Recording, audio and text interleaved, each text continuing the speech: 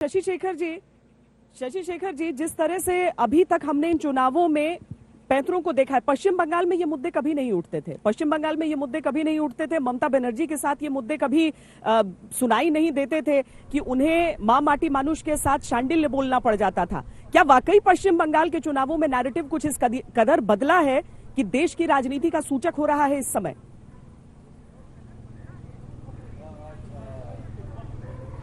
पश्चिम बंगाल की जो राजनीति है उस पर तो काफी बात हो चुकी है। असल में पश्चिम बंगाल एक ऐसा प्रतीक बन गया है, यदि वहां परिवर्तन होता है तो वो देश की राजनीति में एक बहुत बड़ा परिवर्तन होगा। जैसे कभी ममता बनर्जी ने जब वामपंथी शासन को समाप्त किया था तो ये माना गया था कि वामपंथियों के मोर्चे ढह रहे हैं, और फिर आपने लगातार उनको ढहते देखा। त्रिपुरा खत्म किया बीजेपी ने, और केरल के अलावा वो कहीं भी नहीं है। ये पहली बार ऐसा होने जा रहा है जबकि एक क्षेत्रीय पार्टी अपनी पूरी ताकत से एक राष्ट्रीय पार्टी से लड़ रही है, और यदि राष्ट्रीय पार्टी जीतती है वहां पर तो एक निश्चित विचारधारा पूरे देश में फैल रही है, उसका वो प्रतीक होगा। नंबर एक।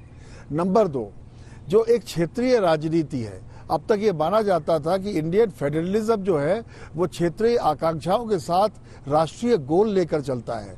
तो ममता बनर्जी या इस तरह के अन्य नेता, चाहे वो स्टैलिन हो चाहे और लोग हो, ये सारे लोग उस तरीके के प्रतीक थे जो क्षेत्रीय स्तर पर क्षेत्रीय बातें उठाते थे। लेकिन भारतीय जनता पार्टी में जो मोदी और अमित शाह की जो एक नई राजनीति का जो एक तौर तरीका है, उसके बाद आज बंगाल ये तय करने जा रहा है कि देश उस पुराने फेडरलिज्म के ढांचे पे चलेगा या अपनी एक नई परिभाषा गढ़ेगा। और इस नाते मैं बंगाल के वोटर्स को धन्यवाद देना चाहूंगा और बधाई देना चाहूंगा कि वो अपने मताधिकार का प्रयोग करके अपनी मंशा पूरी तरीके से जता रहे हैं। तो ये परिणाम श्वेता, और आप तो लगता है मुझे संजय की भूमिका में है, जैसे महाभारत संजय ने दिखाया था धृतराष्ट्र को और उनके बहाने पूरी दुनिया को, तो आप उस महाभारत को दिखा रही है वहां से।